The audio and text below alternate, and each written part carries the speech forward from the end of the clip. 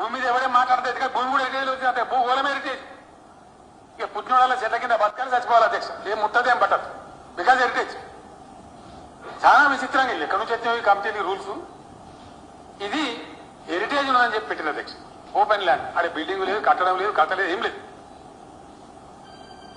ఇది కేసీఆర్ గారు ముచ్చట. రాకులు హెరిటేజ్ కాదంట. ఇది నీ బయట మాట్లాడింది కాదన్న, ప్రెస్ మీట్ లో మాట్లాడింది కాదు, అసెంబ్లీ సాక్షిగా పెట్టిన అధ్యక్ష. దీనిలో హైదరాబాద్ రాక్స్ ఉన్నాయి. ఇదో విచిత్రమైన కథ అధ్యక్ష. వాడు ఎవడు పుడిచాడో ఎక్కడికి పుడిచాడో. ఓపెన్ ల్యాండ్ హెరిటేజ్ ఉంటుంది అధ్యక్ష అన్న ప్రపంచంలో. ఓపెన్ ల్యాండ్ హెరిటేజ్ అంటే భూమి మీద ఎవరే మాట్లాడితే భూమి కూడా హెరిటేజ్ వచ్చినట్టే భూగోళం హెరిటేజ్.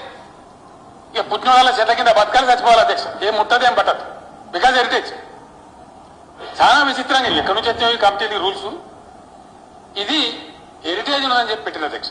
ఓపెన్ ల్యాండ్, అక్కడ బిల్డింగ్ లేదు, కట్టడం లేదు, కట్టలేదు, ఏం లేదు.